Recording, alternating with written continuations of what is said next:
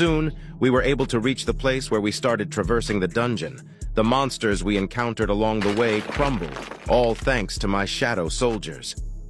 Jinho couldn't believe what his eyes were seeing as my soldiers destroyed everything in their path. Jinho didn't understand who these guys were. I realized that Jinho was seeing them for the first time. He still couldn't believe what his eyes were seeing after all. I could summon my shadows with my ability, but it was quite difficult for me to explain. They performed all kinds of tasks. But Jinho got a little frustrated and asked me if he could at least collect crystals, but I didn't understand why, and he replied that he felt useless and it was a shame. After that, I smiled and realized that he was truly entertaining. I watched as my soldiers collected magical crystals and realized that this raid was the last one. The next day, we completed all 19 promised raids. Elsewhere on the east coast of the United States, something is happening in a rank A dungeon. From inside come horrible screams. A hunter couldn't believe his eyes, as he had seen his squadron destroyed, and he couldn't believe it. He saw a strange guy, and he thought that man could be a human-type monster. He found no monsters upon entering the dungeon. The hunter thought something was wrong. No one have imagined that such a monster as this would appear in the boss room. The magic emanating from this man was comparable to that of an A dungeon, which was impossible to believe. The hunter wondered one thing: how strong was this guy? But suddenly, the man who had been in the dungeon approaching the hunter, he scratched an ear, and he began to tell the hunter not to worry because he didn't kill those guys. They were just unconscious. He asked why they attacked him. He was not a monster. But suddenly the man realized the hunter didn't understand him because he was in the United and they didn't speak Korean.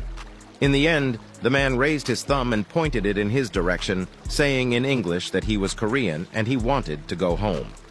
In a restaurant in the city, I was sitting with Jinho, and he began to tell me that the raid had ended. He apologized because he wanted to take me in a better restaurant on our last time together. However, I was more concerned that this was not the place for a young man from a noble family like him. We started drinking alcohol, but my body could handle the harmful substance and detoxified quickly. I asked Jinho what he was going to do now that we finished the raids, and he said he was going to get his guildmaster's license after a simple exam given by the association. Then, with the license in hand, he was going to talk to his father, and he thought what he promised me would be fulfilled.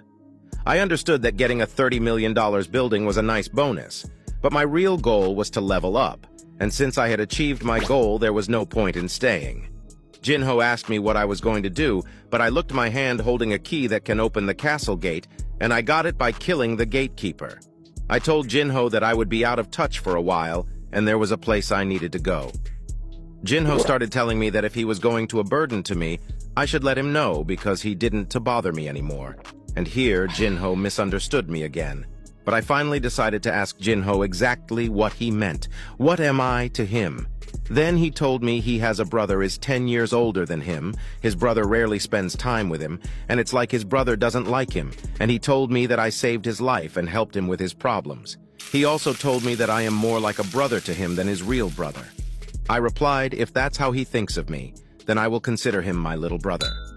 After these words, he cried and started shouting if he could hug me. I told him he was just drunk, but Jinho started crying and I looked at him. I did not understand what was happening. Suddenly, I heard a voice coming from the television, and the news reported that a significant incident had occurred during the training new recruits. All high-ranking hunters died, and only the low-ranking ones managed to survive. There are also rumors among the survivors that someone helped them. When they asked the White Tiger Guild master for his thoughts, he began to say that the association's investigation had been completed, and it true that there was an accident, but the survivors did not have someone come to their rescue. As soon as I heard come to their rescue, I didn't realize if they were talking about me there, and that was the end of the questions. After that, the White Tiger Guild master drove to his office. Finally, he was able to rest because those reporters were terrible and really good at picking up details. And when the White Tiger Master was relaxing in his office, he received an incoming call from a hunter, and the secretary transferred the call. The hunter asked why he had turned off his phone. He replied that he was hiding from the reporters until things calmed down. The White Tiger Master leaned back in his chair. He was angry about the whole situation, But the guy on the phone line began to tell him not to worry much because things would settle soon, and there was news about an important case. The guy began to tell him that Japan had secretly contacted the Korean Hunter Association a week ago, and after verifying personally, he was convinced that it was more serious than he thought, and it would soon spread throughout Korea. The master was perplexed when he heard that Japan requested a hunter consultant with experience in the Jeju Island raid. The White Tiger Master asked him to explain the details, and the guy began to say that after the S-rank portal opened on Jeju Island 4 years ago, and with 3 failed operations, the government abandoned the idea of clearing the island of the portal. Even after 4 years, the island is still occupied by ants. The White Tiger Master began to remember that place where he and his comrades almost died. It was a nightmare he didn't want to remember anymore. Then the guy on the phone started speculating that the ants had undergone mutations, but the master said it didn't matter because the ants were trapped on that island and nothing would happen even if they left them there. However, the guy on the phone said that the ants could leave the island by flying over the ocean because a winged ant was discovered on the Japanese coast, and these ants are evolving very quickly.